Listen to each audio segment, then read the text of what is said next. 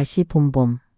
결혼 30년 차 평범한 주부 윤정은 남편과의 대화도 끊기고 자녀들은 독립한 뒤 텅 빈 집에서 하루하루를 버티듯 살아간다. 그러던 어느 날 동창회에 나갔다가 고등학교 첫사랑 민수를 다시 만난다. 이미 이혼한 그는 예전과는 달리 삶의 상처를 고스란히 안고 있었지만 말투 하나, 눈빛 하나는 여전히 윤정의 가슴을 뛰게 만든다. 윤정은 갈라지기 직전의 감정과 의무감 사이에서 흔들리기 시작하는데 60살을 코앞에 둔 윤정의 흔들리는 인생. 어느 날부터로 들어가 본다. 그 사람을 다시 본 건 봄비가 유난히 차갑게 내리던 날이었다. 동창회라고는 한 번도 나간 적 없었다. 애들 키우느라, 남편 비위 맞추느라 내 시간을 내 일이랍시고 살아온 게 벌써 30년. 그런데 그날따라 갑자기 거울 속에 비친 내 모습이 너무 낯설게 느껴졌다. 한 번쯤 나를 위해 동창회 나가볼까? 그렇게 도착한 자리에서 난 민수를 봤다. 고등학교 시절 하굣길 골목에서 내 가방을 말없이 받아들던 그 애. 담배 한 번, 욕 한 번 안 하던 그 애. 민수는 변해 있었다. 살도 빠지고 주름도 늘었고 어깨가 축 처져 있었지만 웃는 눈매는 여전히 가슴을 두드렸다. 윤정이 넌 하나도 안 변했다. 그 말이 내게는 나는 내가 아직도 좋다. 그렇게 들렸다. 그리고 그날 밤 집으로 돌아와 남편의 무심한 눈빛을 마주했을 때 나는 처음으로 마음이 두 개일 수도 있다는 걸 알았다. 하나는 의무로 남고 하나는 꿈으로 살아난다. 민수가 그날 내 손을 살짝 잡았을 때 난 그 손을 뿌리치지 않았다. 내 나이 59. 늦은 줄 알았지만 사랑엔 때가 따로 없다는 걸 이제야 알겠다. 민수에게서 사진 한 장이 도착했다. 폴라로이드처럼 빛바랜 고등학교 시절의 단체 사진. 사진 속 나는 교복 치마를 단정히 입고 두 손을 무릎에 모으고 있었다. 어깨에 살짝 닿은 옆 사람. 그게 민수였다. 난 그 사진을 처음 보는 줄 알았다. 그런데 낯이 익었다. 서랍 깊은 곳에 아이들 졸업사진 사이에 찢어진 듯 숨겨놓은 한 장이 떠올랐다. 민수는 사진 뒷면을 찍어 보내며 말했다. 그때 이 글 내가 쓴 거야. 사진 뒷면에는 연필로 눌러 쓴 글씨가 남아 있었다. 나는 그때도 너만 봤어. 눈물이 핑 돌았다. 나는 왜 그걸 몰랐을까?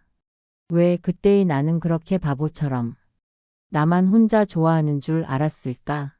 민수가 내 옆에 있었던 모든 날들을 난 잊은 줄 알았는데 아니었다. 내 마음 깊은 어딘가에 그 애의 눈빛도 그 애의 목소리도 고스란히 살아 있었던 거였다. 그 시절 그 애를 보면서 설레었던 감정, 좋아했던 감정이 고스란히 되살아났다. 사진을 품에 안고 나는 오랜만에 내 가슴이 살아있음을 느꼈다. 얼마 후에 나는 민수를 만났다. 민수와 나는 그 시절 우리가 함께 걷던 길을 다시 걸었다. 지금은 아파트 단지로 변해버린 좁은 골목. 예전엔 신장로라고 불렀던 흙길 위에 자전거 2대가 나란히 지나가던 그 길. 민수가 내 가방을 들어주고 나는 그 옆에서 괜히 손끝을 가만히 떨며 걷던 그 시간들. 여기 기억나? 민수가 멈춰 선 곳. 붉은 벽돌집이 있던 자리엔 편의점이 들어섰고 고개를 들어 하늘을 보니 예전보다 낮게 느껴졌다. 너랑 걷던 이 길. 나 매일 돌아오면서도 늘 아쉬웠어. 내가 말했다. 민수는 조용히 고개를 끄덕였다. 나도. 내 말 한마디 손 한 번. 늘 기다리기만 했어. 지금 생각하면 왜 그리 바보 같았는지 몰라. 바람이 불었다. 낙엽 하나가 민수의 어깨에 떨어졌고 그걸 떼어주려다 손끝이 스쳤다. 가슴이 뛴 건 나뿐만이 아니었기를. 민수는 말했다. 윤정아, 지금이라도 말해도 될까? 나는 숨을 멈췄다. 그때 내가 널 좋아했단 말 왜 못했을까? 나도 똑같았다. 말 한마디가 그렇게 어려운 줄 그때는 몰랐던 거다. 그 길 끝에서 나는 조금 어른이 되었다. 처음으로 내 안의 빈자리를 누군가가 조용히 채워주고 있다는 확신이 들었다. 집에 돌아와 현관문을 열자 익숙한 신발이 제자리에 있었다. 남편은 소파에 누워 리모컨을 들고 있었다. 다녀왔어. 나는 조용히 말했지만 그는 대답 대신 채널을 돌렸다. 요즘 그와 나 사이에는 말보다 침묵이 많다. 예전엔 이런 시간이 편하다고 생각했다. 서로 말 안 해도 통하는 사이라고. 그런데 지금은 그 침묵이 낯설고 외롭다. 저녁 식탁에 마주 앉아도 그는 휴대폰을 내려놓지 않는다. 오늘 회사 어땠어? 내가 물으면 뭐 그냥 그렇지. 단답형 대답이 돌아온다. 나도 점점 묻지 않게 된다. 관심을 포기하는 게 익숙해진 부부 사이의 기술이 된 것처럼. 그런데 민수를 만나고 난 뒤 이 침묵이 더는 견딜 수 없는 무게로 다가왔다. 내가 사랑받고 있지 않다는 느낌. 그걸 민수는 아무 말 없이 단지 눈빛 하나로 지워주었다. 내가 나를 잃고 있다는 사실조차 이제서야 알게 된 것이다. 사랑은 기다림이 아니라 살아있음이란 걸 너무 늦게 깨달았다. 이틀째 민수에게서 아무 연락이 없었다. 늘 아침이면 잘 잤어? 라고 먼저 묻던 민수. 점심 즈음엔 식사했냐고. 커피는 마셨냐고. 그 따뜻한 말들이 아무런 예고도 없이 멈춰버렸다. 처음엔 일이 바쁜가 했고 다음엔 실수로 내 번호를 지운 건 아닐까 생각했다. 나는 하루 종일 핸드폰만 붙잡고 알림 소리에 가슴이 덜컥 내려앉았다. 겨우 용기를 내어 민수가 보낸 마지막 문자 위에 잘 지내지? 라고 적었다. 일이 사라지지 않았다. 읽지 않은 채로 그대로였다. 나는 어쩌면 또 한 번 놓쳐버린 건 아닐까? 당신 요즘 뭔가 힘들어 보여. 남편이 먼저 말을 꺼낸 건 정말 오랜만이었다. 부엌에서 찻잔을 닦고 있던 나는 잠시 멈칫했다. 그런가? 나는 애써 웃어 보였지만 남편은 내 눈을 피하지 않았다. 우리 사이가 언제부터 이렇게 된 걸까? 그 말 한마디에 나는 마음속 무언가가 부서지는 소리를 들었다. 함께 살면서도 서로의 안부를 묻지 않게 된 세월. 서로의 눈길을 피하는 집안에서의 생활 모습, 마치 투명인간 같이 말조차 나누지 않는 사이. 그 모든 순간들이 내 안에 서늘한 골짜기를 만든 건지도 모른다. 남편은 내 앞에 놓인 머그잔을 조용히 밀어주며 말했다. 사실 당신이 요즘 누굴 만나는 것 같단 생각했어. 숨이 턱 막혔다. 그런데 남편의 눈은 의외로 분노보다 쓸쓸함 쪽에 가까웠다. 근데 난 당신을 원망할 자신도 없더라. 그 한마디에 한 사람의 남자로 보였다. 나만 잊고 산 게 아니었다. 그 역시 내 안에서 아주 오래 외로웠던 것이다. 우리는 그렇게 말없이 한참을 마주 앉아 있었다. 어쩌면 지금 서로를 정말 처음 본 것처럼 마주 앉아서 머쓱해하고 있는 것 같았다. 그렇게 며칠 후 동네를 걷다가 꽃집 앞을 왠지 그냥 지나칠 수 없었다. 예전 같았으면 그저 향기 좋은 거리의 풍경일 뿐이었겠지만 지금은 그 안에 민수가 있었다. 그와의 추억이 있었다. 이 꽃 당신이랑 잘 어울려. 연분홍색 프리지어 한 송이를 내밀던 그의 손이 떠올랐다. 그날 이후 나는 프리지어만 보면 잠시 눈을 감게 된다. 그런데 가게 유리창에 붙은 쪽지 하나가 시선을 잡아 끌었다. 주황색 스카프 분실하신 분 찾습니다. 그 쪽지를 본 순간 나는 숨이 멎는 줄 알았다. 민수는 마지막 날 내가 두르고 있던 그 주황색 스카프를 아무 말 없이 자기 품 안에 넣었었다. 나도 굳이 말리지 않았었다. 그걸 돌려주고 싶었던 걸까? 나는 떨리는 손으로 꽃집 문을 열었다. 저기 이거요, 혹시 이거. 쪽지를 떼어 보여주었다. 혹시 민수 씨 지인이세요? 그 이름을 또 다른 사람의 입에서 듣는 순간 나는 눈물 한 방울을 떨어뜨렸다. 며칠 전에 와서 이거 맡기셨어요. 혹시 누가 찾으러 올지도 모른다고. 오시면 꼭 돌려드리라고요. 나는 민수가 여전히 나를 기억하고 있다는 사실에 그제서야 가슴이 무너져 내렸다. 그 사람은 사라진 게 아니라 나를 보내준 것이었다. 스카프와 함께 편지 봉투 하나가 묶여 있었다. 하얀 편지지에 삐뚤삐뚤하게 적힌 글씨. 그렇지만 정성이 느껴지는 글씨였다. 나이 들어 손이 떨리게 되었다던 그의 말이 생각났다. 윤정아. 그때 너의 손을 잡고 오래 걷고 싶었는데 내 안의 작은 그늘이 자꾸 발목을 잡더라. 이젠 기억도 자주 흐릿해지고 내가 내 자신을 못 믿게 되는 순간이 점점 많아졌어.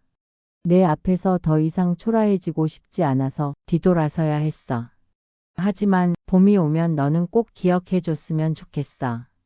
우리가 다시 걸었던 그 거리, 그때 내 손은 떨렸지만 마음만큼은 단단히 너를 잡고 있었다는 걸. 고맙고 미안하고. 그래도 나는 너를 사랑했어. 많이. 민수가. 나는 편지를 조심스레 가슴에 품고 오래도록 가만히 앉아 있었다. 가슴이 먹먹해 왔다. 그렇게 나는 그가 준 편지를 10번도 넘게 읽었다. 어딘가 이상했다. 글씨가 달라졌다. 늘 정갈하고 단정하던 그 사람의 필체가 어딘가 삐뚤빼뚤하고 떨려 있었다. 처음엔 그저 감정이 복받쳐서 그런 줄 알았다. 떨리는 손으로 썼을 거라고. 하지만 마음 한켠에서 이상한 불안이 올라왔다. 마치 무언가 숨긴 채 그가 조용히 나를 떠났다는 예감. 그리고 며칠 뒤 우연히 들른 카페에서 그의 흔적을 들었다. 그분 요즘 안 보여요.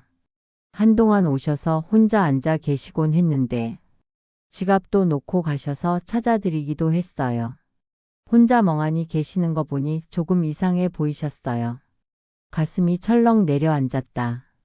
그 편지, 그 글씨, 그 사라짐이 모두 하나로 이어졌다. 민수는 내게 마지막 기억을 남기고 떠난 거였다.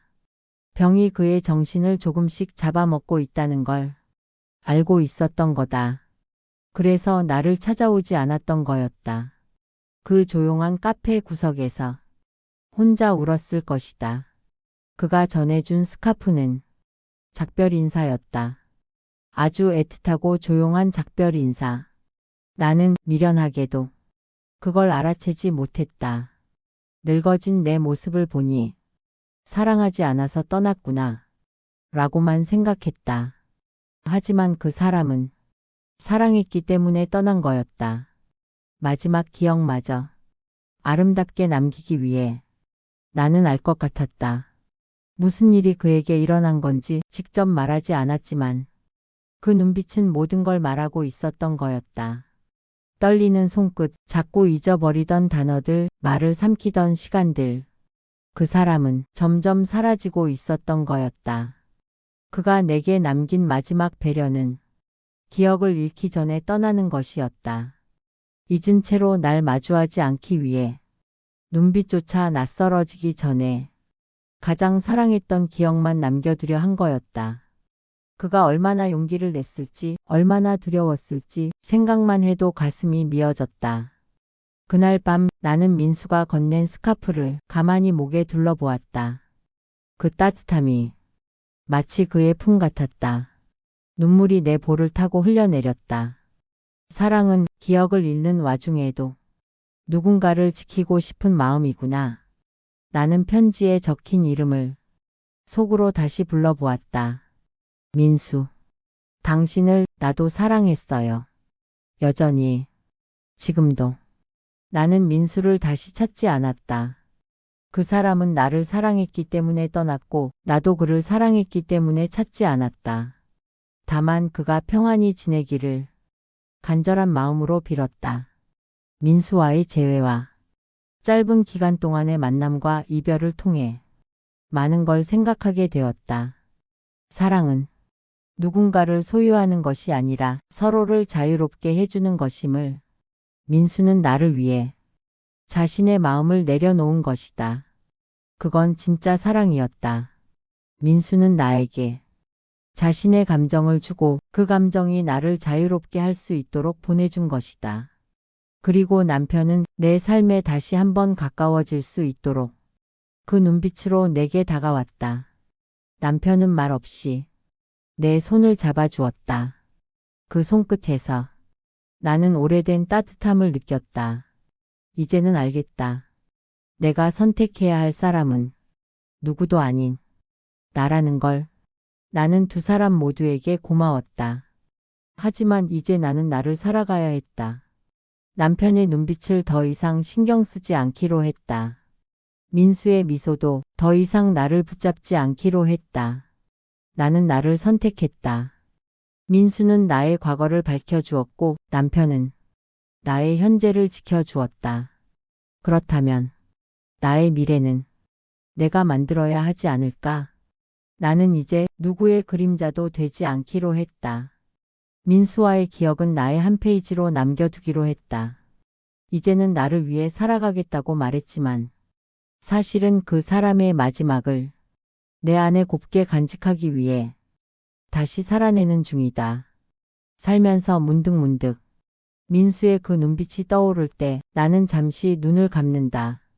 그 따뜻한 봄날처럼, 그 바람결 속의 스카프처럼 어떤 사랑은 끝까지 말하지 않는 것이 전부였다는 걸 이제는 안다. 남편과의 미래는 또 다른 새로운 페이지로 채워가기로 했다. 그리고 나는 내 인생의 주인공이 되기로 했다. 사랑도 결혼도 책임도 후회도 그 모든 걸 안고 나는 나를 살아가기로 했다. 지금 이 순간부터 나는 다시 나를 살아간다.